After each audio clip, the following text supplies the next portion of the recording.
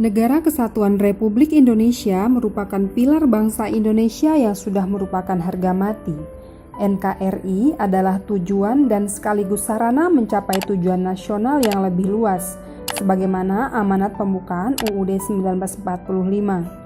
Oleh karena itu, NKRI harus dijaga keutuhannya dengan mengaktualisasikan semangat bela negara, karena ancaman dan gangguan terhadap NKRI tidak pernah habis, tapi selalu hadir, baik secara fisik maupun ideologi, yang datang dari dalam atau luar negeri.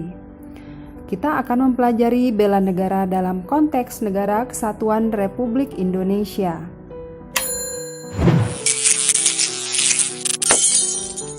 Apa sih makna bela negara itu?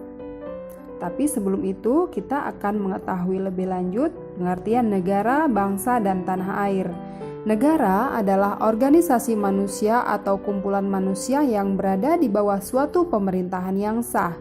Sementara bangsa adalah orang-orang yang memiliki persamaan latar belakang sejarah, pengalaman, dan perjuangan dalam mencapai hasrat untuk mencapai cita-cita bersama. Tanah air adalah tempat di mana seorang dilahirkan, hidup, dan memperoleh kehidupan hingga meninggal dunia. Lahirnya suatu negara. Berdasarkan teori perjanjian masyarakat, manusia pada awalnya hidup sendiri-sendiri dan berpindah-pindah. Kesendirian hidup manusia ternyata sangat menyulitkan sehingga terbentuklah kelompok manusia. Kelompok manusia tersebut bersepakat untuk hidup bersama dan membuat aturan yang ditaati bersama, serta memiliki pemimpin yang mengarahkan. Dari sinilah maka terbentuk suatu negara. Bagaimana dengan terbentuknya Negara Kesatuan Republik Indonesia?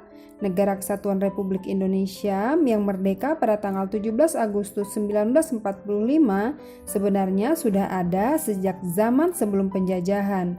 Akan tetapi terbentuknya masih sederhana, yaitu berbagai kerajaan yang tersebar di wilayah Nusantara.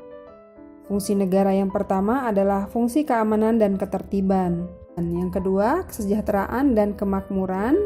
Artinya negara berupaya mewujudkan kesejahteraan dan kemakmuran seluruh warganya.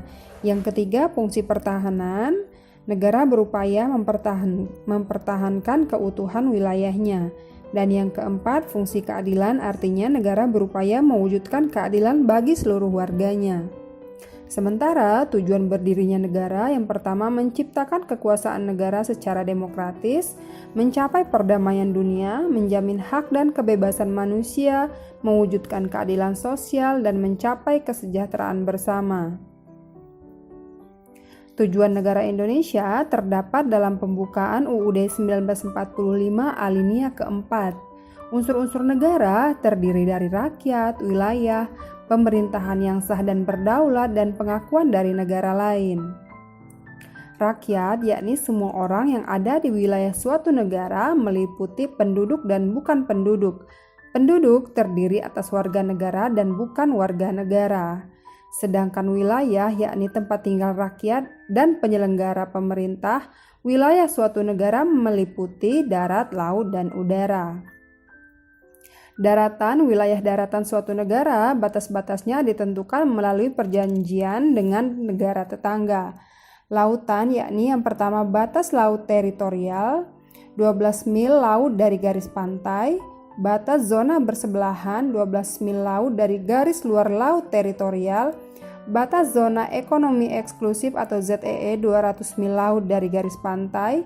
Batas landas benua atau lautan yang berjarak lebih dari 200 mil laut.